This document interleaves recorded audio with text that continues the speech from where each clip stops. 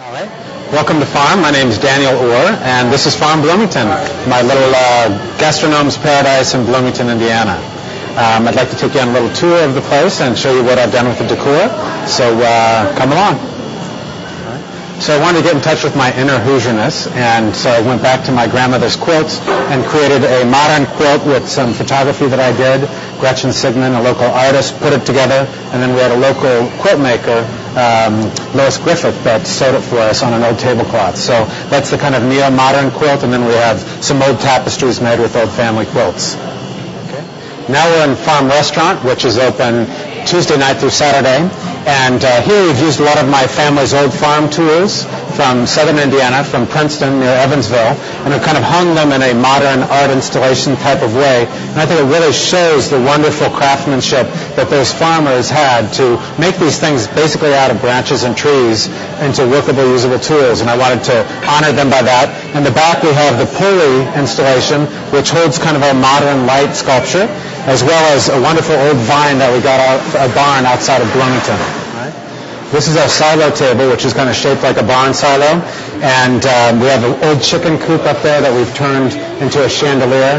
Chicken coops used to be where you would carry the chickens to market in. So we've really kind of tried to use a lot of the old things, but display them in a modern way that people kind of find interesting and also heartwarming. And this is the Oddfellows table. The Oddfellows were actually in this building on the third floor. They had a lodge here.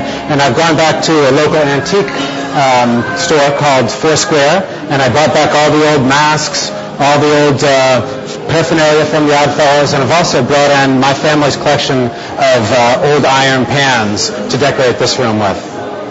And finally, this is where it all happens. This is the kitchen. We've got a wonderful woodstone oven here that we do a lot of our pizzas in, a lot of roast things. Woodstones are amazing ovens. You get that real super thin crust pizza, which is so great. And we're offering that 7 nights a week in the bar with our tapas menu. The rest of the kitchen is decorated with a lot of the old copper pans that I've collected over the years and old kitchen tools. So I think it'll be fun for people to see. Young people will not believe that old people, the older generation used those things when now we have Cuisinarts and, Vitamix blenders and all these kind of things. But that's the way it used to be done. And now we've come upstairs to my apartment. This is the chef's apartment. And we do some private catering up here. The food is cooked downstairs. We come up here and serve it in a very quiet, more homey ambiance. We do a lot of kind of very special meals for special events.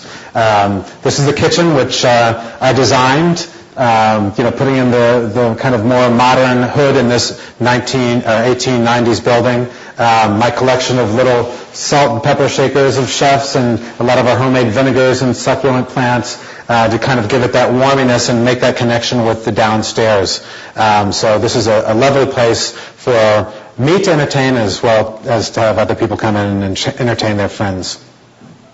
The table is actually from Indiana as well. It's cherry wood as well as the chairs.